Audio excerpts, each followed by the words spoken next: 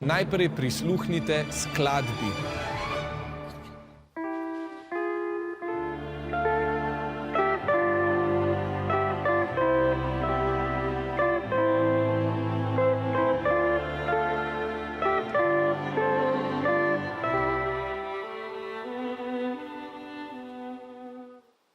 Vprašanje pa je sledeče.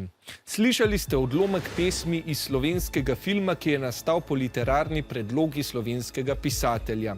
Katero delo je ta pisatelj opravljal poklicno? Je bil A. zdravnik, B. župan, C. športnik ali D. duhovnik? Kjer pisatelj je bil to?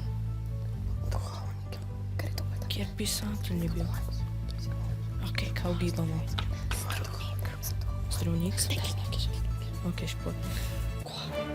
Aha, tokrat pa imamo dva različna odgovora. Vijoličasti, vi ste odgovorili C, rumeni, vi pa D. Kaj pa je tokrat pravilna rešitev?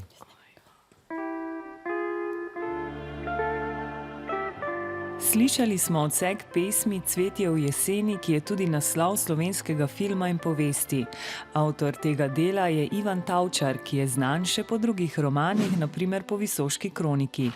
Izučil se je za pravnika, se podal v politiko in bil med letoma 1912 in 1921 župan Ljubljane. Pravilen je torej odgovor B.